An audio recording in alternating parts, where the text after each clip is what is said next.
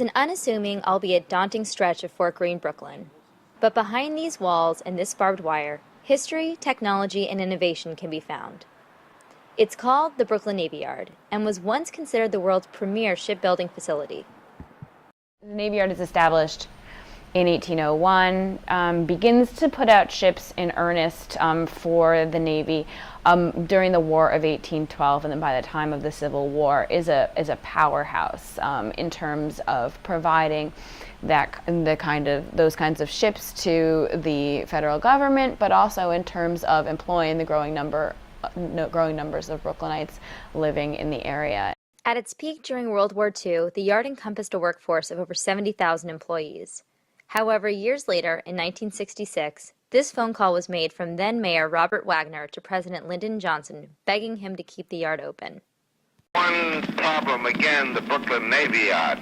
Is it possible, Mr. President, that we could say that we talked to you and... Bob, I don't know. I'll tell you what that story is. Yeah. They're going to be about half those yards closed. They don't know which ones. Right. They're running a cost accounting study on them, which is going to be out the early part of the year. I can't be hearing every installation. What I've tried to do is refer every one of them to McNamara. When Brooklyn Navy Yard closed down in 1966, it's worth pointing out that 9,000 people lost their jobs. They're federally, their federal jobs, which is, I think, intricately tied to the decline of Fort Greene at the time. After the city repurchased Navy Yard land in 1967, it has since reemerged and today is now home to over 275 businesses and state-of-the-art green buildings. High-tech and fully self-sustainable, the three-story museum encompasses archival footage, oral histories, and relics from an active Navy shipyard. So when a visitor walks into the very first gallery, they'll see a timeline of Navy Yard history in relation to Brooklyn and national history.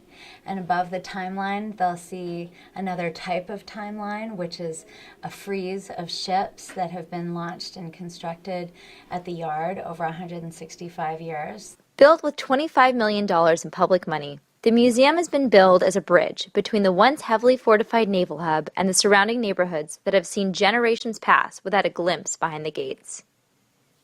The opening of Building 92 this Veterans Day has allowed the public a sneak peek behind the fence for the first time in the Navy Yard's 200-year history.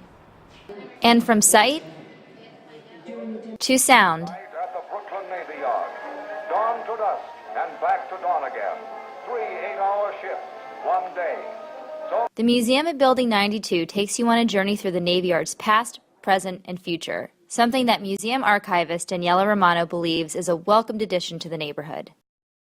People are thrilled to come inside the gates. The project has been a long time coming. Everybody in the community has known for years and years that this is a very important site in American history. It's a great site of Brooklyn's growing identity that is corollary to the growth of the nation, but people were feeling closed off and I think just really, really wanted to get in.